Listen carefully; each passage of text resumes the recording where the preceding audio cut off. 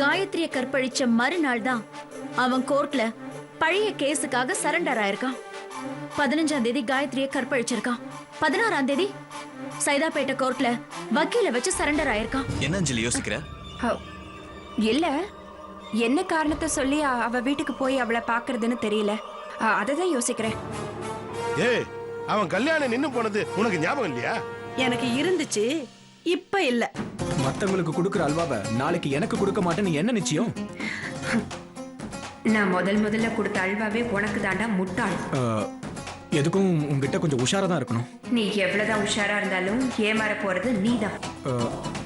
அஞ்சலி, சரி அதெல்லாம் விடு. எப்ப நம்ம கல்யாணம்?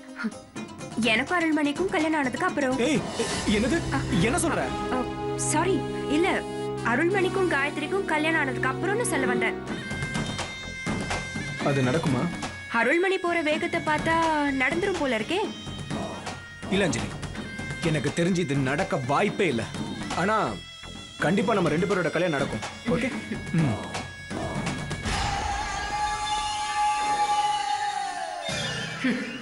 சோ இது ரெண்டுமே நடக்காது. ஆனா நிச்சயமா எனக்கும் அருள்மணிக்கும் சத்தியமா கல்யாணம் நடக்கும். காயத்ரி நினைச்ச அருள்மணி நீ நினைச்ச மாதிரி ஏன் கூட தான் சேருவான்.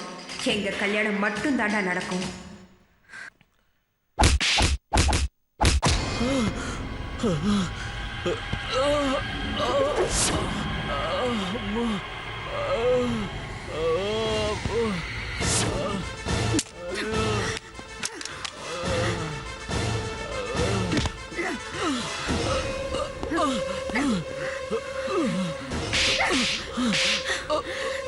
என்னடா கஜானா பெரிய கொம்பா?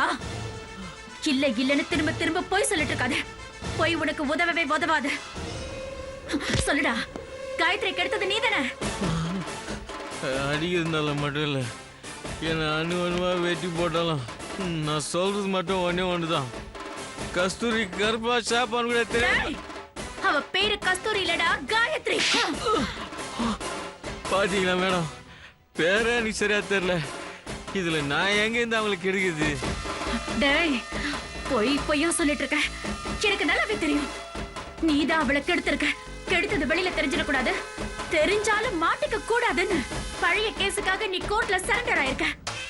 நீங்க எப்படி நினைச்சா அது நான் எப்படி மேடம் பொறுப்பாக முடியும்? காயத்ரி சொல்றாடா, உன் போட்டோவை காட்டி காயத்ரி சொல்றா நீதான் கெடுத்தன்னு. அவ போய் சொல்றா மேடம், போய் சொல்றா. சத்தியமா நான் சொல்றதா உண்மை. நான் அவளை கெடுக்கல. என்ன பிளாக்மெயில் பண்ணி என்னடா பணம் சம்பாதிக்கலான்னு பாக்குறான். என்னடா ஏன் முன்னாடியே நெஞ்ச நிமித்திட்டு பேசுறியா? ஒழுங்கா பேசு. டேய், நீ நேர்மையா இருக்கிறவ, ஒழுக்கமா இருக்கிறவனா என் கண்ணை பார்த்து பேசணும். உன்ன மாதிரி புறம்போக்கெல்லாம் என் ஷூ பார்த்து தான் பேசணும். என் ஷூ பார்த்து தான் பேசணும். என்ன சொன்ன? காயத்ரி உன்னை பிளாக்மெயில் பண்ணி பணம் சம்பாதிக்க பாக்குறாளா? இவரு பெரிய பணக்கார பக்கோடா. பணம் பறிக்கிறாங்க ராஸ்கல். நீ இங்க இருந்து உயிரோட போனா மரியாதையா உண்மையை ஒத்துக்கோ. இல்லனா பணமா தான் போவேன்.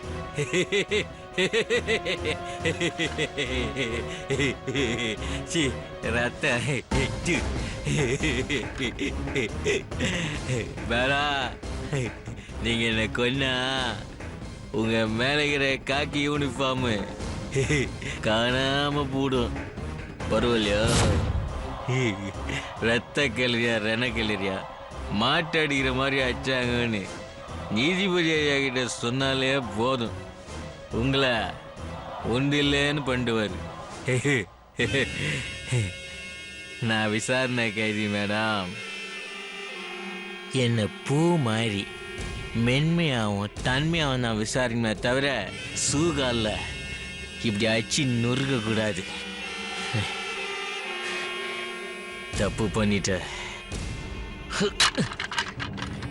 இதால கையை கீச்சின்னு நீதான் கையை கீச்சு விட்டேன்னு சொன்னு வச்சுக்கோ, சஸ்பெண்ட் ஆயிடுவேன். நான் கையாத்துக்குவா.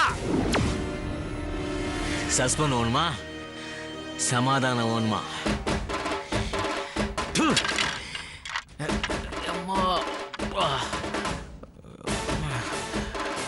ஐயோப்பா இதுப்பெல்லாம் என்ன வழிடா சாமி. இதை பாருங்க, நான் சொல்றது நம்புங்க, என்ன விட்டுருங்க. காயத்ரி சொல்றது பொய். நான் உங்களை பத்தி ஜட்ஜையா கிட்ட எதுவும் சொல்ல மாட்டேன். புட்டா அக்கீஸ்டுக்கு எதுவுமே தெரியாதுன்னு ஏலகாரமெல்லாம் நினச்சிடாத. எனக்கும் ரூல்ஸ் ரெகுலேஷன்ஸ் எல்லாமே தெரியும். என்ன சொல்ற? கான்ஸ்டபிள்ஸ், மேடம், சார ஹாஸ்பிடல் கூட்டிட்டு போறதுக்கு ஏற்பாடு பண்ணுங்க. அதே இந்த மரியாதை முன்னாடியே குத்துருக்கணும். சார டிஎன்ஏ டெஸ்ட் பண்ணணும். கஜா சார், நான் கெடுக்கலன்னு நீ சொல்றத நம்புறதுக்கு இது ஒண்ணும் கற்காலம் இல்ல, கம்ப்யூட்டர் காலம். டிஎன்ஏ டெஸ்ட் பண்ணா நீ கெடுத்தியா இல்லையாங்கிறது தெரிஞ்சிடும். போ, ஹாஸ்பிடலுக்கு போ, பின்னாலேயே வர. கெடுத்தது நீதான்னு மட்டும் கன்ஃபார்ம் ஆச்சுன்னு வச்சுக்கோ, என் வேலையே போனாலும் பரவாயில்லன்னு நடு ரோட்ல வச்சு உன்னை சுட்டுடுவேன்டா, சுட்டுடுவேன். நான் போட்டிருக்கிற இந்த காக்கி சட்டம் மேல சத்தியமா சொல்றேன், காயத்ரியை கெடுத்தது நீதான்னு கன்ஃபார்ம் ஆச்சு, செத்துறா கஜானி. போடா, போ.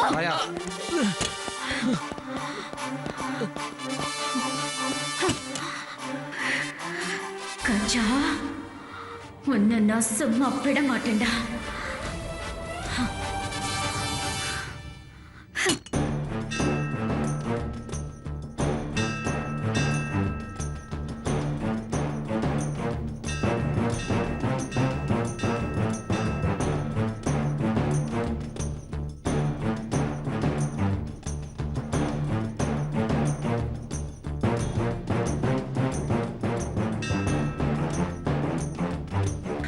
என்ன டென்ஷனா இருக்கான் மகனே Arulmani?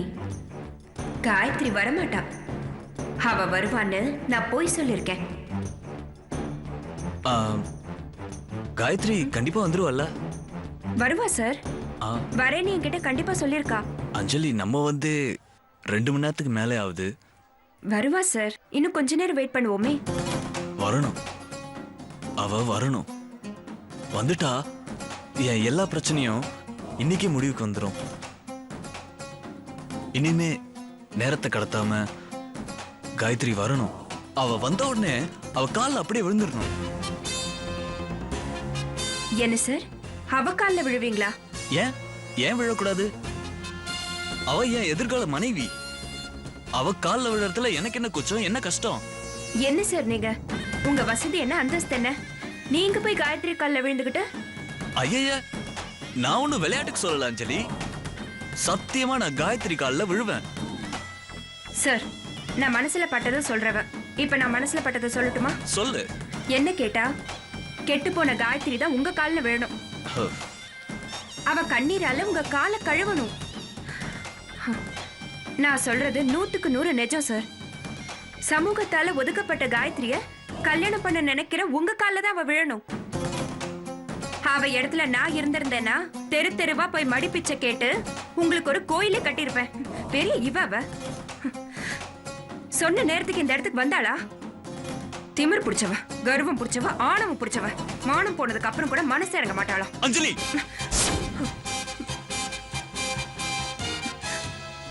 this is your limit. இதோட நிறுத்திக்க. என் காயத்ரி பத்தி என்கிட்டயே கேவலமா பேசுறியா? சார், நான் என் மனசுல பட்டதை சொன்னேன் சார். எதுவும் வேணாம், எதுவும் சொல்ல வேணாம். என் காயத்ரி எது பண்ணாலும் அதுல ஒரு நியாயம் இருக்கும், நேர்மை இருக்கும். நிச்சயம் வருவா, நிச்சயம் வருவா. நீங்க காத்துட்டு இருக்கிறதே தெரியாத நிலைமையில அவ எப்படி வருவா? சார், நான் என்ன சொல்ல? நீ எதுவும் சொல்ல வேணாம், நீ ஒன்றும் சொல்ல வேணாம். நானே பேசிக்கிறேன் காயத்ரி கிட்ட.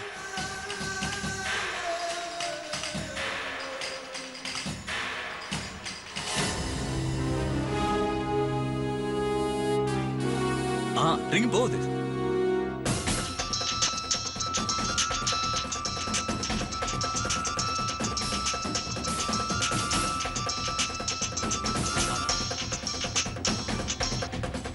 எடுப்பா, அவ எடுப்பா.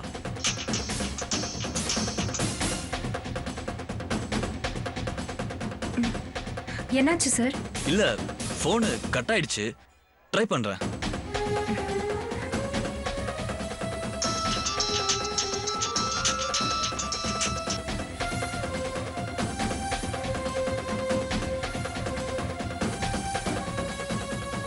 என்ன போன் கட் பண்றா?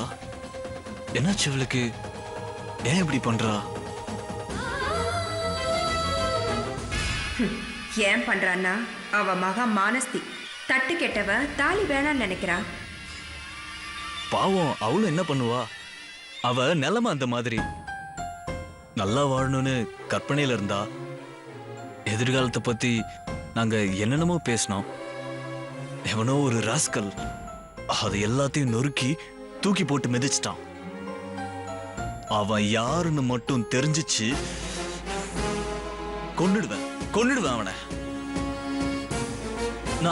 நான் பார்க்க அப்பாவி மாதிரி தான் இருப்பேன் அஞ்சலி. ஆனா எனக்குள்ள ஒரு மிருகம் இருக்கு. என் வேகத்தையும் கோவத்தையும் யாராலையும் தடுக்க முடியாது. என் காயத்ரி கற்பழிப்புக்கு பின்னாடி யார் இருந்தாலும் சரி, அவங்க சாவு என் கையில தான். நான் ஒன்னும் விளையாட்டுக்கு சொல்லல. என்னையும் என் காயத்ரியும் பிரிக்கிறதுக்கு எவன் காரணமோ, அவனுக்கு யார் உதவி பண்ணாங்களோ அவனை நிச்சயம் சும்மா விட மாட்டேன்.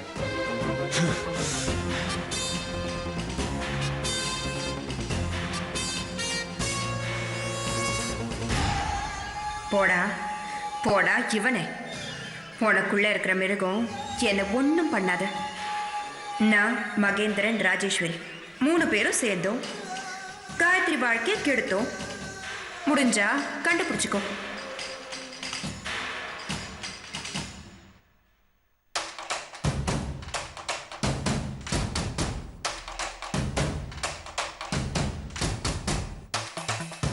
நான் கஜாவை போலீஸ் கஸ்டடியில எடுத்து விசாரிச்சேன். அவன் நான் காயத்ரியை கெடுக்கல, அந்த பேரு எனக்கு புதுசா தெரியுதுன்னு சொல்றான்.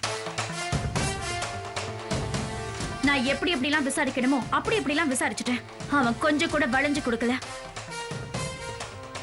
எனக்கு தெரியாதுன்னு சொன்னதையே திரும்ப திரும்ப சொல்லிட்டு இருக்கானே தவிர செஞ்ச குத்தத்தை ஒத்துக்கவே இல்லை. மேடம், மறுபடியும் அவனை ஜெயிலுக்கு அனுப்பிட்டீங்களா மேடம்? அது எப்படி அனுப்புவேன்? அவனை டிஎன்ஏ டெஸ்டுக்கு அனுப்பியிருக்கேன். வலிய பொறுத்துக்கிட்டு நான் பண்ணல, எனக்கு எதுவும் தெரியாதுன்னு அவன் என்ன ஏமாத்தலாம், ஆனா சயின்ஸை ஏமாத்த முடியாது. நிச்சயமா டிஎன்ஏ டெஸ்ட் ரிப்போர்ட் நமக்கு சாதகமா தான் வரும். அது சாதகமா வந்தா அதுக்கப்புறம் அவனுக்கு எதுவுமே சாதகமா இருக்காது. கஜாவை கோர்ட்ல நிறுத்தி அவன் பண்ண தப்புக்கு என்ன தண்டனை வாங்கி தரணுமோ அந்த தண்டனைய கண்டிப்பா வாங்கி தருவேன். நீங்க என்ன நம்பலாம். நீங்க சொன்னது ரொம்ப கரெக்ட் மேடம். நாங்க நம்பிக்கையோட தான் இருக்கோம். எங்களுக்கு நல்லது நடக்கணும்னு நானும் என் பொண்ணும் கடவுளை நம்புறோமோ இல்லையோ, உங்க காக்கி சட்டையை நம்புறோம். நான் சொன்னதுதான். என் வார்த்தையிலிருந்து நான் கொஞ்சம் கூட பின் வாங்க மாட்டேன். உங்களுக்கு தெரியாது நான் அவன் மேல எவ்வளவு கொலவெறியா இருக்கேன்னு.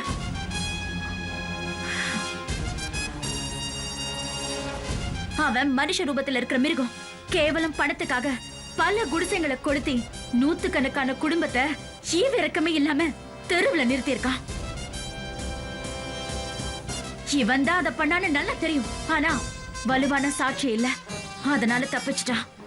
ஆனா இந்த கேஸ் அந்த மாதிரி இல்ல. டிஎன்ஏ டெஸ்ட் வந்தா அவன் கதி அதோ கதிதான். எவன் அவனுக்கு சப்போர்ட்டா வந்தாலும் என்கிட்ட இருந்து அவனை காப்பாற்ற முடியாது. நான் அவனை பத்தி விசாரிச்ச வகையில காயத்ரியை ரேப் பண்ணதுக்கு அப்புறம் தான் கோர்ட்ல அவன் சரண்டர் அடைஞ்சிருக்கான். அவனுக்கு ரொம்ப புத்திசாலித்தனமா பண்றதா நினைப்பா. அவன் ஜெயில இருந்தா எங்களோட பார்வை அவன் மேல பாயாதுன்னு நினைச்சிட்டான். அத நான் கண்டுபிடிச்சு விசாரிச்சா கூட அவன் கற்பழிச்சதை ஒத்துக்க மாட்டான். அவன் சாதாரணமானவன் இல்ல, ரொம்ப அழுத்தக்காரன். அவன் எவ்வளவு அழுத்தக்காரனா இருந்தாலும் என்கிட்ட அந்த கதை செல்லாத. டிஎன்ஏ டெஸ்ட் ரிப்போர்ட் வந்ததும் அவன் தோல்ல உரிச்சு தொங்க விட்டுருவேன். கூடவே என் பழைய பகையும் பைசல் பண்ணிடுவேன். இங்க பாருங்க, நீங்க தைரியமா இருங்க. கஜாவை நான் பாத்துக்கிறேன். காயத்ரிக்கு நியாயத்தை நான் வாங்கி தருவேன்.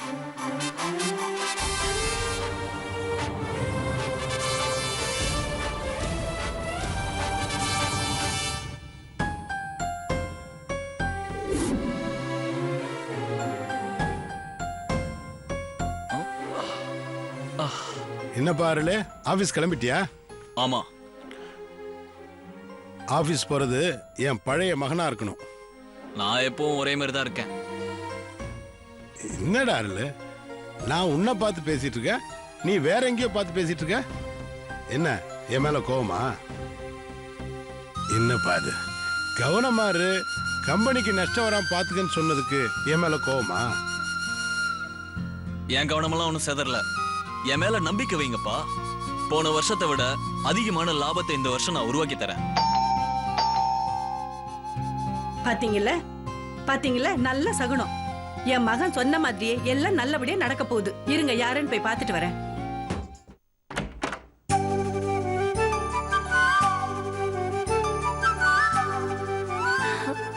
அடடே, என் மருமகளா இது? வா மருமகளே வா. யார் அது? வாமா மருமகளே, என் ராசாத்தி. 4 வருஷத்துல என்னமா வளர்ந்துட்ட. என் கண்ணே பற்றும் போல இருக்கு. வாமா, வலது கால எடுத்து வச்சு உள்ள வா. வாமா.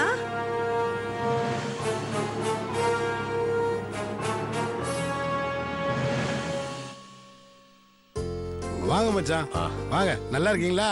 நல்லா பாத்தீங்கல்ல, என் வீட்டு மகாலட்சுமி கரெக்டா வெள்ளிக்கிழமை பார்த்து வந்திருக்கா. அத்தை, நீங்க தானே எனக்கு ஃபோன் பண்ணி வெள்ளிக்கிழமை அதுவுமா பட்டணத்து பொண்ணு மாதிரி நல்லா ட்ரெஸ் பண்ணிட்டு மங்களகரமா பூ வச்சு பொட்டு வச்சு வர சொன்னீங்க.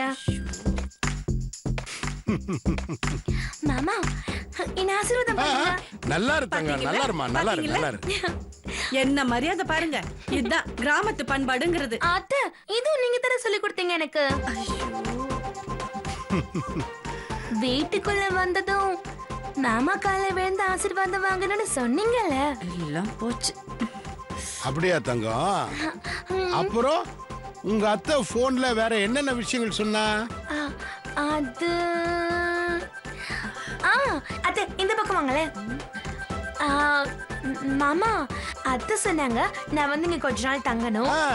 அப்புறம் அத்தா கிட்ட பாசமா நடந்துக்கணும்.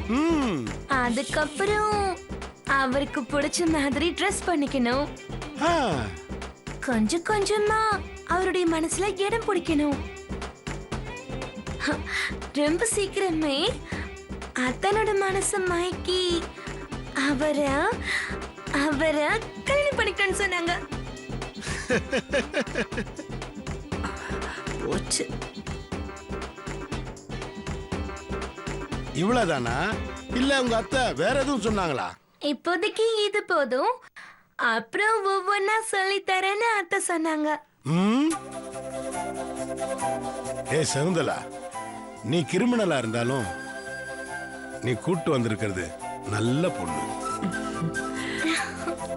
இந்த பொண்ணு எனக்கு மருமகளா வந்தா எனக்கும் சந்தோஷம்தான்.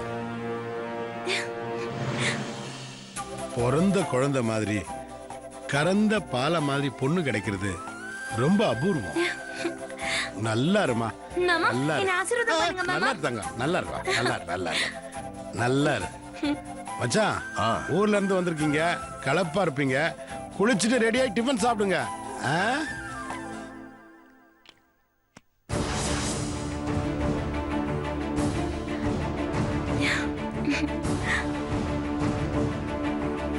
அத்தா, என்ன ஆசீர்வாதம் பண்ணுங்க அத்தா. துபார், இதெல்லாம் அங்க வச்சுக்கோ. நீ இங்க இருக்கலாம், ஆனா இங்க இருக்க முடியாது. ஏன் வரக்கூட முடியாது. என் மனசுல இருக்கிறவ தான் இந்த வீட்டு மருமகளா வருவாளே தவிர எங்க அம்மாவுக்கு பிடிச்சவங்க எல்லாம் இங்க வரவே முடியாது. சொந்தக்காரங்க வீட்டுக்கு வந்தோமா, 4 இடத்த சுத்தி பார்த்தோமா, வயிறு முட்டை சாப்பிட்டோமா, கிளம்பி போனோமான்னு போய்கிட்டே இருக்கணும். அதை விட்டுட்டு என்ன தொந்தரவு பண்ற வேலை எல்லாம் வச்சுக்காத. பாருமா, ஒண்டி பொதுல இருந்து இல்ல, வானத்தில இருந்து தேவதையே வர வச்சாலும் என் மனசு மாறவே மாறாது.